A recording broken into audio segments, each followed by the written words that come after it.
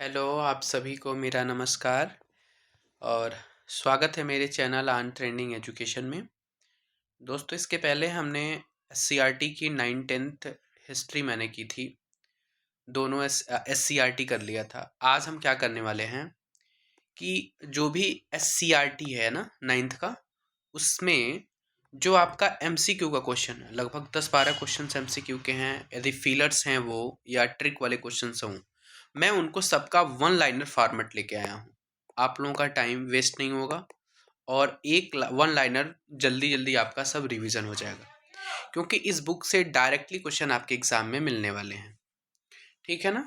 तो चलिए, टाइम को वेस्ट न करते हुए चीज़ों को शुरू करते हैं। चलिए, तो जो हमारा पहला चैप्टर है ना, वो पहला चैप्टर का नाम है भौगोलिक खोज। क्या नाम है? भौगोलिक खोज, चैप्टर नंबर 1, क्लास 9th की एससीईआरटी है ये। क्या है? एससीईआरटी। जब 9th हो जाएगा तो फिर 10th होगा। और यदि आप लोगों को क्लास 8 का भी एससीईआरटी का वन लाइनर चाहिए तो आप लोग कमेंट बॉक्स में जरूर पिन करेंगे, जरूर आप लोग कमेंट करेंगे आप लोग क्या चाहिए, रिक्वायरमेंट आप लोग क्या चाहिए, या तो ग्रुप में आप लोग मैसेज कर सकते हैं अपने रिक्वायरमेंट को, क्या किस चीज़ की वीडियो आपको चाहिए। चलिए, स्टार्ट करते हैं। वास्को डी गामा कहाँ का यात्री था? तो आपको पता है वास्को डी गामा पुर्तगाल का यात्री था जो भारत की खोज किया था। यूरोप वासियों ने दिशा सूचक यंत्र का प्रयोग किनसे सीखा था? यूरोप वासियों ने दिशा सूचक यंत्र का प्रयोग किनसे सीखा? तो वो अरबों से सीखा था। किससे सीखा था? अरबों से। क्लियर है ना? उसके बाद पॉइंट नंबर 3 है कि उत्तमाशा द्वीप, जिसको हम बोलते हैं केप ऑफ गुड होप, ठीक है ना, इसकी खोज किसने किया? इसकी खोज किया था डियाज बार्थोलोमियो ने। डियाज बार्थोलोमियो ने किया। फिर है कि अमेरिका की खोज किस वर्ष की गई? तो अमेरिका की खोज 1492 में की गई। तो 1492 में की गई, लेकिन इसका एग्जैक्ट डेट है ना, वो 12 अक्टूबर है। क्या है? 12 अक्टूबर। और किसने किया?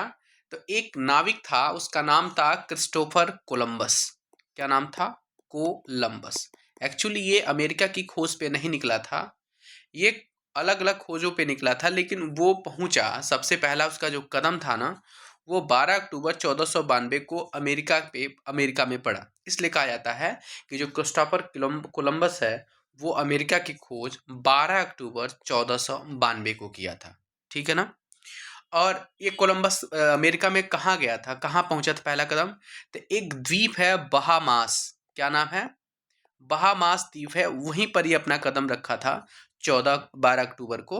ठीक है ना? तो मानी जाती है कि कोलंबस ही इसका क्या था, खोज करता था। पहली बात, कोलंबस था कौन? तो ये एक प्रकार का नाविक था। क्या था? ये पूछता है, कोलंबस था नाविक था कि व्यापारी था कि और भी उससे रिलेटेड कोई भी व्यापार दे देगा। तो पहली बात कि कोलंबस एक प्रकार का नाविक था।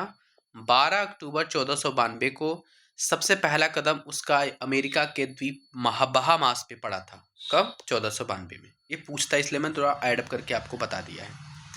उसके बाद है कि कस्तुनतुनिया का पतन किस वर्ष हुआ? डायरेक्ट क्वेश्चन है। 1453 में हुआ था। इंपॉर्टेंट है।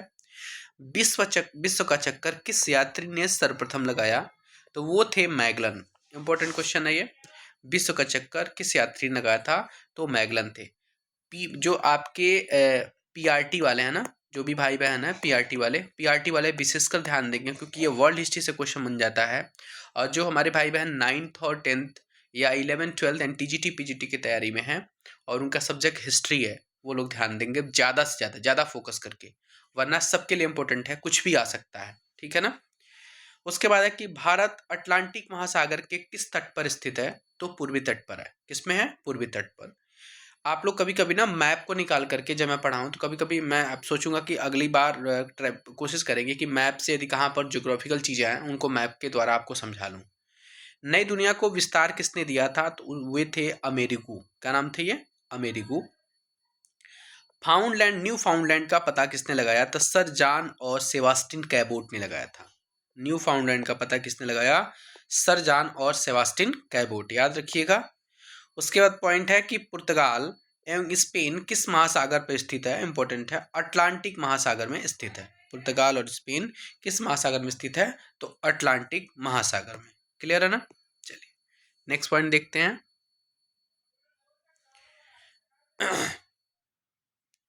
पॉइंट है आपका। अब आ गए हम, चैप्टर नंबर 1 हमारा कंप्लीट होता है। केवल एमसीक्यू क्वेश्चन था, उसमें कोई फिलर नहीं थे। जो फिलर होगा मैं जरूर बताऊंगा, वैसे मैं ऐड करके बताऊंगा कि जो फिलर होंगे तो या एमसीक्यू होंगे, जो मैं सबका वन लाइनर बनाया है। चैप्टर नंबर 2 है अमेरिकी स्वतंत्रता संग्राम, ठीक है ना। इसमें सभी एमसीक्यू वाले सभी प्रश्नों के उत्तर है और फिलर के साथ। अमेरिका की राजधानी वाशिंगटन डीसी है और कब बना था, तो 1790 में बना था। क्लियर है मेरी बात। कॉमन सेंस की रचना, कॉमन सेंस क्या है, एक प्रकार का ये पैम्फलेट है। क्या है, पैम्फलेट है। इसकी रचना किसने की थी, तो थॉमस पेन ने किया था। किसने किया था, थॉमस पेन ने। आप देखेंगे ना, प्रीवियस ईयर उठाएंगे जरूर क्वेश्चन इसमें से आपको मिल जाएंगे। स्टाम्प एक्ट किस वर्ष पारित हुआ था, तो स्टाम्प एक्ट मार्च 1766 में पारित हुआ, ठीक है ना। लेकिन भारत की बात करें तो भारत में 1899 में आपका स्टाम्प एक्ट पारित हुआ था। अमेरिकी स्वतंत्रता संग्राम में अंग्रेजों का सेनापति कौन था, तो अंग्रेजों का सेनापति कॉर्नवालिस था। कौन था, कॉर्नवालिस। उसके बाद है कि अमेरिकी संविधान कब लागू हुआ था, तो अमेरिकी संविधान लागू हुआ आपका 1789 में, ठीक है। उसके बाद है विश्व में लिखित प्रथम संविधान किस देश में लागू हुआ था, अमेरिका। और कहा भी जाता है कि बहुत छोटा है, ठीक है ना, इसका संविधान बहुत छोटा है लेकिन प्रथम लिखित संविधान है, ठीक है ना। किस संधि के द्वारा अमेरिकी स्वतंत्रता संग्राम को मान्यता मिली थी, वो पेरिस की संधि थी। इसी संधि के द्वारा इसमें क्या हुआ, आपको अमेरिका को स्वतंत्रता का मतलब मान्यता दी गई, ठीक है ना, स्वतंत्रता संग्राम का। नेक्स्ट पॉइंट है, अमेरिकी स्वतंत्रता में अमेरिका का सेनापति कौन था, तो इसमें वाशिंगटन था। जैसे मान लीजिए अंग्रेज का सेनापति यहाँ पे कॉर्नवालिस था, वैसे अमेरिकी का सेनापति कौन था, तो वाशिंगटन था। क्लियर है ना। अब आते हैं, इसी में और भी हैं एमसीक्यू के बाद और भी क्वेश्चंस होंगे, उसका भी है कि सप्तवर्षीय युद्ध किन दो देशों के बीच में हुआ था। तो सप्तवर्षीय युद्ध जो हुआ था ना, वो ब्रिटेन और फ्रांस के, उसके बाद ये ब्रिटेन और फ्रांस के बीच में हुआ सप्तवर्षीय युद्ध। देखिए सप्तवर्षीय जो युद्ध हुआ है ना, वो 1756 से लेकर के 1763 के बीच तक हुआ है। मतलब 7 साल युद्ध चला है ब्रिटेन और फ्रांस के बीच में, ठीक है ना।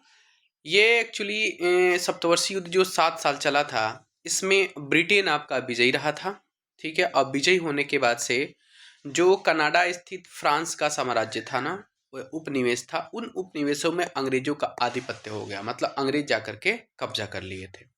ये सप्तवर्षीय युद्ध था 1756 से लेकर के 1763 में। ये इनको एक विश्व युद्ध के भी नाम से हम लोग देखेंगे, आप लोग तो विश्व युद्ध के भी नाम से थोड़ा सा परिपक्व होता है ये। लेसिस फेयर का सिद्धांत किसने किया था, तो लेसिस फेयर का सिद्धांत एडम स्मिथ ने दिया था। शक्ति के पृथक्करण का सिद्धांत किसने दिया, तो ये दिए थे मॉन्टेस्क्यू। कौन दिए थे, ये मॉन्टेस्क्यू। अब शक्ति के पृथक्करण के सिद्धांत में ये जो एक प्रकार के दार्शनिक थे मॉन्टेस्क्यू, उन्होंने कहा था कि राज्य की जो शक्ति होनी चाहिए ना, वो 3 भागों में होनी चाहिए। इन्होंने ही कहा था। शक्ति के पृथक्करण सिद्धांत में मॉन्टेस्क्यू ने दिया, बोला था कि जो आपके राज्य की शक्तियां होनी चाहिए ना, 3 भागों में होनी चाहिए। कार्यपालिका, पहला क्या होना चाहिए, कार्यपालिका होना चाहिए। दूसरा आपकी विधायिका होनी चाहिए, और तीसरा जो होना चाहिए वो न्यायपालिका होना चाहिए। यानी जो आप आज देखते हैं ना, 3 कार्य प्रणाली हमारे देश में भी चलती है, वो शक्ति का पृथक्करण का सिद्धांत कहा जाता, और ये मॉन्टेस्क्यू के द्वारा ही दिया गया था। क्लियर है मेरी बात। चलिए अब आते हैं नेक्स्ट पॉइंट की तरफ। नेक्स्ट पॉइंट है कि अमेरिका में अंग्रेजों के कितने उपनिवेश थे, तो लगभग 13 थे। राइट्स ऑफ मैन की रचना किसने की, तो थॉमस पेन ने किया था। ये बुक है राइट्स ऑफ मैन, इनकी रचना किसने किया, थॉमस पेन ने किया। अब आते हैं हम चैप्टर नंबर 3 की तरफ, फ्रांस की क्रांति, जिससे क्वेश्चन ज़्यादा से ज़्यादा आने वाले हैं, ठीक है ना। चलिए शुरू करते हैं। फ्रांस की क्रांति किस वर्ष हुई, तो 1789 को होती है। बेस्टिल का पतन कब हुआ, तो 14 जुलाई 1789। आपको पता है कि बेस्टिल के झील को तोड़ करके हमलावरों ने हमला करना शुरू किया, वहीं से फ्रांस की क्रांति की शुरुआत भी मानी जाती है। प्रथम स्टेट में कौन आते थे, प्रथम स्टेट में पादरी आते थे, और ये पादरी कोई भी कर नहीं देते थे, केवल इनको फ्री ऑफ कास्ट मिलता था, खाना था, मतलब राशि ठाट बांटती इनकी। दूसरा स्टेट में कुलीन आते थे, कुलीन का मतलब थोड़ा सा राजशाही लोग आते थे, जो लोग धनवान होते थे। इन पे भी कोई कर नहीं था। कर सबसे ज़्यादा था तीसरे स्टेट में, लेकिन तीसरे स्टेट में आपके ऑप्शन में है दार्शनिक, जिसमें किसान भी आते हैं, मजदूर भी आते हैं, आपके वकील भी आते हैं, आपके टीचर भी आते हैं, मतलब लोग थोड़े से कम दबके के लोग उस समय के थे, लोग वो तीसरे स्टेट के अंतर्गत आते थे। क्लियर है मेरी बात? चलिए नेक्स्ट है कि वॉल्टेयर क्या था। वॉल्टेयर कौन था या क्या था? वॉल्टेयर एक प्रकार का लेखक था। कौन था ये? लेखक था। क्लियर है मेरी बात? नेक्स्ट देखते हैं। अब यह है कि जो रूसो का सिद्धांत है ना, वो किस सिद्धांत का समर्थक था? रूसो क्या कहता था कि जनता इच्छा के आधारित होना चाहिए, जो भी राज्य आपका है वो जनता की इच्छा के अकॉर्डिंग चलना चाहिए। ये आपका रूसो का सिद्धांत है। मॉन्टेस्क्यू ने कौन सी पुस्तक लिखी? इंपॉर्टेंट है, मॉन्टेस्क्यू ने विधि की आत्मा, ठीक है ना, विधि की आत्मा नामक किताब इन्होंने लिखा। उसके बाद है कि फ्रांस की क्रांति के समय वहां का राजा कौन था? लुई 16वां। कौन था ये? लुई 16वां। फ्रांस की जब क्रांति होती है तो वहां पे लुई 16 नाम का जो था वो राजा था। फ्रांस में स्वतंत्रता दिवस कब मनाया जाता है? लास्ट में जाकर के फ्रांस स्वतंत्र होता है इन सभी बेड़ियों से 14 जुलाई को। तो 14 जुलाई को मनाया जाता है, ठीक है ना, 14 जुलाई के इनका स्वतंत्रता दिवस। उसके बाद पॉइंट है आपका कि लुई 16 जो फ्रांस की गद्दी पर कब बैठा था? तो 1774 में बैठा था। फ्रांस की संसदीय संस्था को क्या कहते थे? तो इसको बोलते थे स्टेट जनरल। क्या बोलते हैं? State general. सामाजिक संविदा किसकी पुस्तक है? इंपॉर्टेंट है, सामाजिक संविदा रूसो की पुस्तक है। किसकी पुस्तक है? रूसो का। जैकोबिन दल का प्रसिद्ध नेता कौन था? तो वो थे मैक्समिलियन रॉबस्पियर। ये बहुत बड़ा नेता था। किसका? जैकोबिन दल का।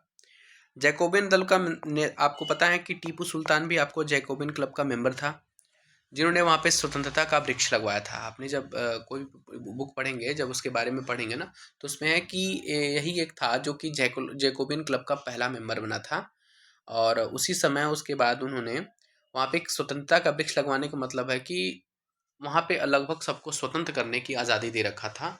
मतलब वो जनता से बहुत ज़्यादा प्यार करता था, कहने का मतलब ये। उसके बाद है आपका फ्रांसीसी महिलाओं को मतदान का अधिकार कब मिला? वेरी वेरी इंपॉर्टेंट, 1946 को फ्रांसीसी महिलाओं को मतदान करने का अधिकार मिला था।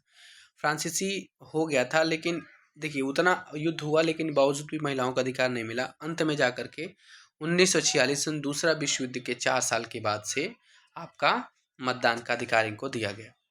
चैप्टर नंबर 4 की तरफ आते हैं, जो विश्व युद्धों का इतिहास है। एमसीक्यू के सभी प्रश्न हैं और फीलर के भी आपके वन लाइनर के में सबको इसमें समाहित किया मैंने। पहला है कि प्रथम विश्व युद्ध कब प्रारंभ होता है? तो 1914 में प्रारंभ होता है। क्लियर है? प्रथम विश्व युद्ध में किसकी हार होती है? तो प्रथम विश्व युद्ध में जर्मनी की हार होती है। उसके बाद है कि 1917 में कौन देश प्रथम विश्व युद्ध से अलग हो गया था? तो प्रथम विश्व युद्ध से अलग होने वाला देश कौन था? तो वो था आपका रूस। इंपॉर्टेंट है, मैंने आपको जब अपने ग्रुप में मैंने वो भी डाला, क्विज भी डाला था, उसमें एक क्वेश्चन दिया था। आप लोग ग्रुप का क्विज जरूर देखा करें, क्योंकि हम जो क्विज देते हैं ना वो PYQ देते हैं और बहुत इंपॉर्टेंट होता है, मुझे लगता है वही देते हैं। वर्साई की संधि के फलस्वरूप इनमें महादेश का मानचित्र बदल गया। किसका? लगभग पूरे यूरोप का मानचित्र बदल गया था वर्साई की संधि के बाद से। त्रिगुट समझौते में शामिल थे। तो जो त्रिगुट समझौता था ना, वो जर्मनी, ऑस्ट्रिया और इटली के बीच में था। मैं इसके बारे में आपको थोड़ा सा बता देता हूँ, जिसको हम ट्रिपल अलायंस का नाम देते हैं, ठीक है ना। और ये मई 1882 में हुआ था, जिसमें इन तीनों के बीच में हुआ। और इसमें समझौता ये किया गया ना कि इस संधि में कहा गया कि अगर कोई भी देश और किसी भी देश पर हमला होता है, तो जो भी अलग अलग मतलब इनके बीच में जो समझौता हुआ है, वो देश सैन्य और राजनीतिक और आर्थिक सहायता करेंगे। मतलब इन तीनों के बीच में ये इस संधि को प्रथम विश्व युद्ध का नवीनीकृत कहा गया। नहीं, प्रथम विश्व युद्ध हो गया तो त्रिगुट समझौता हुआ, ठीक है ना। और त्रिगुट समझौते में जर्मनी, ऑस्ट्रिया और इटली शामिल थे। इसलिए इसमें कहा क्या गया कि जो भी आपका हम लोग देश है ना, हम पे कोई हमने से किसी एक पर आक्रमण होता है तो हम सब लोगों को मिलकर उस पर जवाबी कार्रवाई देना पड़ेगा, मतलब मदद करना था। क्लियर है ना मेरी बात? उसके बाद है नेक्स्ट पॉइंट। नेक्स्ट पॉइंट क्या है देखिए, कि 1917 में, सारा ये हो गया, कहाँ गया पॉइंट, नेक्स्ट, कि द्वितीय विश्व युद्ध का आरंभ कब हुआ था? तो 1939 में हुआ था। 1939 में हुआ। जर्मनी को पराजित करने का श्रेय किस देश को जाता है? तो जर्मनी को पराजित करने का श्रेय किसको जाता है? तो कंप्लीटली रूस को जाता है, ठीक है ना। और द्वितीय विश्व युद्ध में कौन सा देश पराजित हुआ? जर्मनी। और आपको पता ही है कि जो जर्मनी को बहुत ज़्यादा हर्जाना भी देना था, पहले वाले में भी देना पड़ा, दूसरे वाले में भी देना पड़ा ना, क्योंकि जर्मनी पहले वाले में भी हारी थी और दूसरे वाले में भी हारी थी। क्लियर है ना? चलिए नेक्स्ट देखते हैं कि द्वितीय विश्व युद्ध में पहला एटम बम कहाँ गिराया गया था? तो वो था हिरोशिमा पर। आपको पता है कि 6 अगस्त का दिन था। 6 अगस्त 1945 की बात थी। ये हिरोशिमा पर बम गिराया गया। हिरोशिमा पर अमेरिका के द्वारा गिराया गया है, ठीक है ना।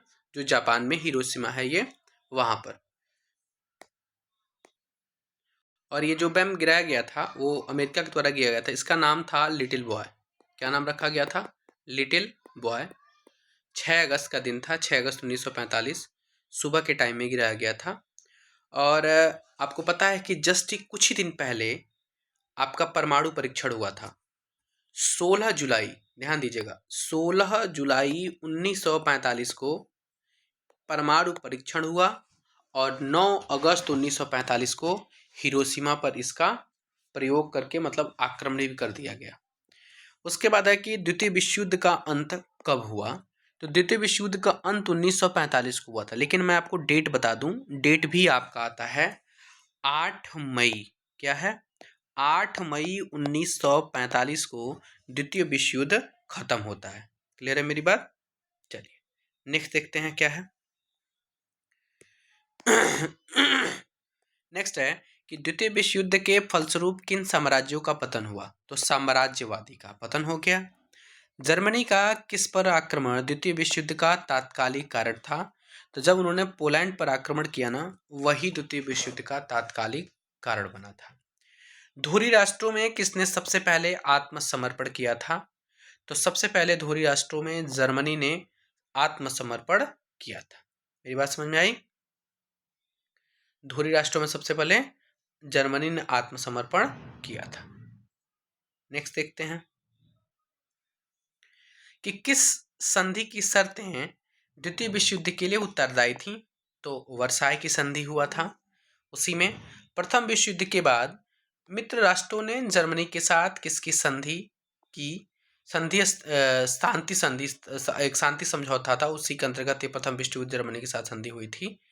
उसके बाद है कि राष्ट्र संघ की स्थापना का श्रेय अमेरिका के राष्ट्रपति को जाता है। किनको? तो वुडरो विल्सन को जाता है।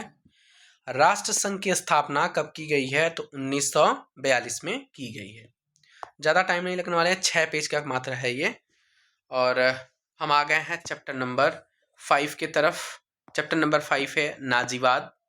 देखिए क्वेश्चन से आपका है कि हिटलर का जन्म कहाँ हुआ था? हिटलर का जन्म ऑस्ट्रिया में हुआ है। नाजी पार्टी का प्रतीक चिन्ह क्या था? तो स्वास्तिक। आपको पता है कि हमारे घर में स्वास्तिक चिन्ह बनाए जाते हैं, जो कुछ इस टाइप का होता है ना, ऐसे होता है। यह स्वास्तिक चिन्ह था। ये किसका था? तो नाजी पार्टी का चिन्ह था। Mean Kaif, important, mean Kaif किसकी रचना है? हिटलर की ये जीवनी है, ऑटोबायोग्राफी, इन्होंने खुद को लिखा था। मीन कैफ किसकी रचना है? तो हिटलर की है। जर्मनी का, बहुत ध्यान दीजिए, बहुत ही इंपॉर्टेंट है, बहुत ही फेमस है मीन कैफ। जर्मनी का प्रमुख औद्योगिक क्षेत्र रूर था। ये खाद्यान्न इलाका था, औद्योगिक क्षेत्र जहाँ से जर्मनी अपने प्रमुख उद्योगों को करता था। रूर प्रदेश था, इसको क्या बोलते हैं? रूर प्रदेश। जर्मनी की मुद्रा का नाम क्या था? मार्क, जिसको हम रिच मार्क का भी नाम देते हैं। क्या नाम था उस समय? मार्क था। उसके बाद आता है पॉइंट आपका, हिटलर का जन्म कब हुआ? हिटलर का जन्म हुआ था 20 अप्रैल 1889 को। उसके बाद है कि हिटलर जर्मनी के चांसलर का पद संभाला था। तो लगभग 30 जनवरी 1933 में उन्होंने चांसलर का पद संभाला। सबसे पहले हिटलर ने। जर्मनी ने राष्ट्रसंघ से संबंध कब विच्छेद कर दिए? कब अलग हो गया राष्ट्रसंघ से जर्मनी? 1933 में। द्वितीय विश्व युद्ध होने से जस्ट पहले इन्होंने राष्ट्र संघ से अपना नाता तोड़ लिया, संबंध विच्छेद कर लिए। उसके बाद आइए नाजीवाद का प्रवर्तक। आपके स्टेट वाले क्वेश्चन में डायरेक्ट ऐसे ही आया था कि नाजीवाद का प्रवर्तक कौन था। तो नाजीवाद का प्रवर्तक या समर्थक बोल सकते हैं, हिटलर था। कौन था? वेरी वेरी इंपॉर्टेंट, हिटलर था।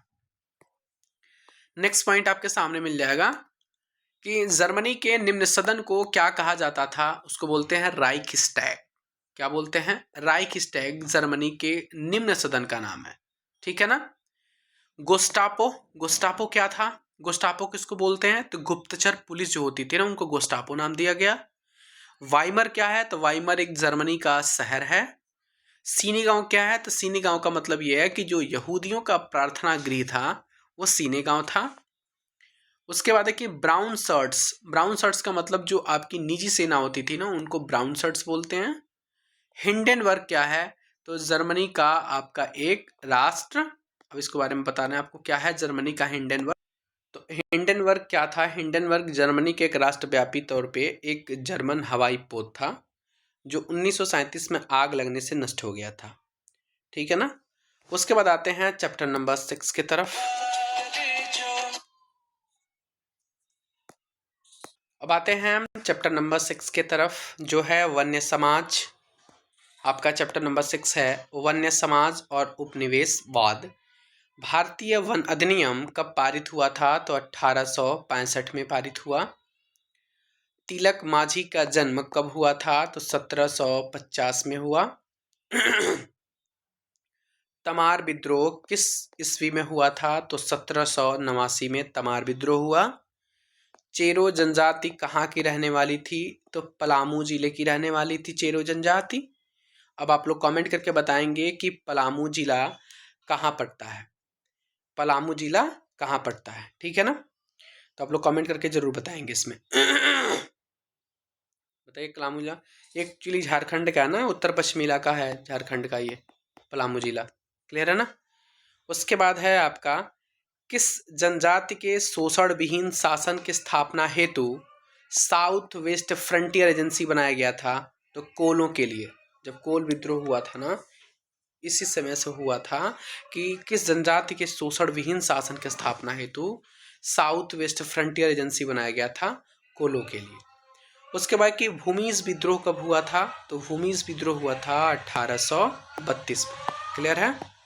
वीडियो आपकी ज़्यादा लंबा नहीं होने वाला है, परेशान बिल्कुल नहीं होंगे। वीडियो को एक बार, दो बार, तीन बार जरूर वन लाइनर टाइप के पढ़ें।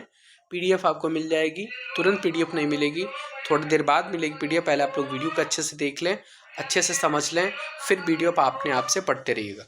वरना ग्रुप में लोग बार बार पीडीएफ बोलते रहते हैं। मैं पीडीएफ खुद डाल देता हूँ, आपको बोलने की ज़रूरत बिल्कुल नहीं पड़ेगी। पहले चीज़ों को पढ़िए, समझिए, फिर पीडीएफ पढ़िए। पीडीएफ पढ़ेंगे तो आपको ज़्यादा आनंद आएगा पहले वीडियो को देखने के बाद, ठीक है ना। और यदि आपको मेरी वीडियो अच्छी लगे तो मेरी वीडियो को शेयर जरूर करें, लाइक करना बिल्कुल ना भूलना, ये तो मुझे करने की ज़रूरत नहीं है। चलिए नेक्स्ट है, नेक्स्ट पॉइंट है आपका कि 1855 में संथाल विद्रोह। पहली बात 1855 में हुआ था, कब? संथाल विद्रोह हुआ था कब? 1855 में। उसका नेता कौन था? तो सिद्धू था। कौन था? सिद्धू। उसके बाद पॉइंट है कि बिरसा मुंडा ने ईसाई मशीनरियों पर कब हमला किया था? तो 25 दिसंबर 1899 में। आपको पता है बिरसा मुंडा भी पहले ईसाई धर्म अपनाया था, लेकिन बाद में इन्होंने ईसाई धर्म को त्याग दिया। तो उसके बाद हमला भी किया इन्होंने, कब? 25 दिसंबर 1899 को। भारतीय संविधान के किस धारा के अंतर्गत आदिवासियों को कमजोर वर्ग का दर्जा मिला? तो धारा 342। क्या नाम है? धारा 342 के अंतर्गत जो भी आदिवासी है ना, उनको कमजोर वर्ग का दर्जा मिला। झारखंड को राज्य का दर्जा कब मिला? तो 15 नवंबर सन 2000 को झारखंड को राज्य का दर्जा मिला। आपको पता है कि बिहार से कटकर, बिहार से अलग करके झारखंड को नया राज्य का दर्जा दिया गया। जनजातियों की सर्वाधिक आबादी कहाँ है? तो जनजाति सबसे ज़्यादा मध्य प्रदेश में पाए जाते हैं, सबसे ज़्यादा जनजाति मध्य प्रदेश में। 18वीं शताब्दी में वन्य समाज किसमें बटा था? तो कबीलों में बटा था। इंपॉर्टेंट पॉइंट है। उसके बाद है पॉइंट आपके सामने, जर्मनी वन विशेषज्ञ डाइट्रिस बेंडिस ने सन 1864 में किसकी स्थापना की? भारतीय वन सेवा। देखिए, भारतीय वन सेवा 1864 है और अधिनियम बना है 1865 में। ध्यान रखिएगा, दोनों में डिफरेंसेस हैं। पहला संथाली कौन था जिसने अंग्रेजों पर हथियार उठाया था? तो वो संथाली था तिलक माझी, जिनको फांसी दे दी गई। ठीक है ना। भागलपुर से राजमहल के बीच का क्षेत्र जो है वो क्या कहलाता है? तो उसको बोलते हैं दामन ए को। भागलपुर से राजमहल के बीच का जो क्षेत्र है ना, पहाड़ी इलाका, उसको बोलते हैं दामन ए को। ठीक है ना। हो जाति के लोग कहाँ के निवासी थे? तो सिंह भूमि के निवासी थे। कौन? हो जाति के लोग। मैं ज़्यादा एक्सप्लेनेशन करने की कोशिश नहीं कर रहा हूँ क्योंकि वन लाइनर है, बहुत लोगों को अच्छा भी नहीं लगेगा क्योंकि वन लाइनर है, मैं इसमें ज़्यादा एक्सप्लेनेशन कर भी नहीं सकता हूँ। तो आप लोग वन लाइनर फॉर्म पढ़िए, जहाँ मुझे ज़रूरत लगेगी मैं उसको ज़रूर बताऊँगा। संथाल विद्रोह कब हुआ था? अभी अपने पढ़ा था, सिद्धू और कानू के नेतृत्व में 1855 में हुआ। ये number of times, number of more of times exam में पूछा जा चुका है। छत्तीसगढ़ राज्य का गठन कब हुआ? जो छत्तीसगढ़ राज्य का गठन आपका 1 नवंबर 2000 को हुआ था। अभी आपने पढ़ा था 15 नवंबर को कौन सा हुआ था? झारखंड का। चैप्टर नंबर 7 की तरफ आते हैं। 7 है विश्व शांति के प्रयास। क्या है विश्व शांति के प्रयास? राष्ट्र संघ के सचिवालय का प्रधान कार्यालय जिनेवा में है। कौन राष्ट्र संघ का सदस्य नहीं है? तो संयुक्त राज्य अमेरिका उस समय सदस्य नहीं था राष्ट्र संघ का। राष्ट्र संघ की स्थापना का मूल उद्देश्य क्या था? कि भविष्य में कोई भी युद्ध न हो, यानी भविष्य में युद्धों को रोकना ही राष्ट्र संघ का मुख्य मूल उद्देश्य था। कौन संयुक्त राष्ट्र की विशेष एजेंसी है? तो अंतर्राष्ट्रीय न्यायालय। अंतर्राष्ट्रीय न्यायालय जो है ना, वो संयुक्त राष्ट्र की विशेष एजेंसी है। संयुक्त राष्ट्र संघ का मुख्यालय कहाँ है? तो संयुक्त राष्ट्र संघ का मुख्यालय न्यूयॉर्क में। कहाँ है? न्यूयॉर्क में है। संयुक्त राष्ट्र संघ किस सम्मेलन का सफल परिणाम था? तो वो है सैन फ्रांसिस्को। सैन फ्रांसिस्को था। वर्तमान में संयुक्त राष्ट्र के कितने सदस्य हैं? तो वर्तमान में संयुक्त राष्ट्र के 192 सदस्य हैं। इनके बारे में कुछ और एडअप पॉइंट करके मैंने आपको लिखा हुआ है, इसको ध्यान लीजिए। संयुक्त राष्ट्र के संघ के 5 स्थायी सदस्य होते हैं, जिनमें कौन कौन है? अमेरिका है, इंग्लैंड है, फ्रांस है, रूस है, चीन है। ये संयुक्त राष्ट्र के 5 अस्थायी सदस्य हैं। उसके बाद आपके 10 अस्थायी सदस्य होते हैं जो हर बार चेंज होते रहते हैं। उसके बाद आता है चैप्टर नंबर 8, कृषि और खेतीहर समाज। दलहन फसल वाले पौधे की जड़ की गांठ में पाया जाता है नाइट्रोजन स्थिरीकरण वाले जीवाणु जो होते हैं ना, वो आपके पाए जाते हैं। शाही लीची बिहार में मुख्यतः पाया जाता है, तो मुजफ्फरपुर जिले में शाही लीची पाई जाती है। रबी फसल बोया जाता है, तो रबी फसल नवंबर के माह में, अक्टूबर नवंबर के माह में इनकी बुआई होती है। रबी फसल एक्चुअली ठंडी मौसम का, ठंडा के दिनों में, जैसे आपका गेहूं हो गया, राई हो गया, सरसों हो गया, मटर हो गया, ये सब के सब आपके रबी फसल के अंतर्गत आते हैं। केला बिहार में मुख्यतः हाजीपुर में होता है। आप लोग सुना होगा, सबसे ज़्यादा केला प्रसिद्ध है हाजीपुर का। छोटा छोटा होता है, बड़ा मीठा होता है। चावल बिहार में सबसे ज़्यादा होता है किस ज़िले में? तो रोहतास ज़िले में। रोहतास ज़िले में सबसे ज़्यादा चावल होता है। अगहनी फसल कौन सी है? तो अगहनी फसल है चावल। क्या बोलते हैं इसको? चावल को अगहनी फसल का भी नाम दिया गया है। कपास एक फसल है, क्या है? कपास एक रेशेदार फसल है। क्या है? रेशेदार फसल है। मक्का क्या है? तो मक्का एक प्रकार का खाद्य फसल है। उसके बाद कह रहा है कि भारत की कितनी जनसंख्या कृषि पर निर्भर है? तो भारत की लगभग 2/3 जनसंख्या, मतलब जितनी भी जनसंख्या है ना, उसकी 2/3 पार्ट लगभग भारत की जनसंख्या कृषि पर निर्भर है।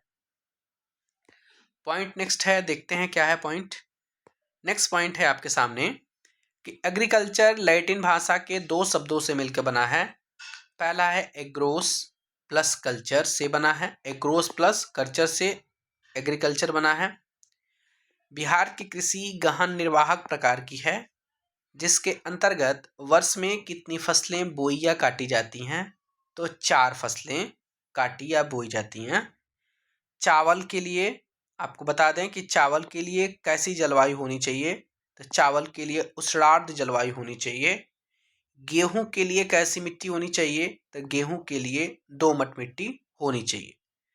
तो यहीं पर आपका चैप्टर फिनिश होता है। मैं आपको 9th का सभी चैप्टर, लगभग कितने चैप्टर हैं, तो 8 चैप्टर हैं। इस 8 चैप्टर का मैंने MCQ और फीलर्स और आपके जो भी ट्रिक वाले क्वेश्चन हैं उनको वन लाइनर फॉर्म में बता दिया है। और मैंने इसमें जो जो भी ऐड अप करके पॉइंट बताए हैं वो आपको PDF में तो नहीं मिल पाएंगे, तो इसके लिए आपको वीडियो ज़रूर देखें। वीडियो से चीज़ें ज़्यादा समझ में आएंगी, सुन करके ज़्यादा चीज़ें आती हैं समझ में। इसके बाद से यदि आप लोगों का प्यार इस पे रहा, आप लोग को पसंद आई चीज़ें, ये पसंद आया, तो मैं क्लास 10th का भी SCRT MCQ के सभी वन लाइनर फॉर्म में क्वेश्चन तैयार करेंगे और उसका भी वीडियो आएगा। लेकिन आपका इससे प्यार देखने के बाद से आप लोग कितना इसको चाहते हैं। यदि मेरी वीडियो आपको अच्छी लगे तो चैनल को लाइक कर लें, सब्सक्राइब कर लें, बेल आइकन को जो लोग नहीं प्रेस किए हैं प्रेस कर लें कि उनको नोटिफिकेशन मिल जाए। Thank you so much.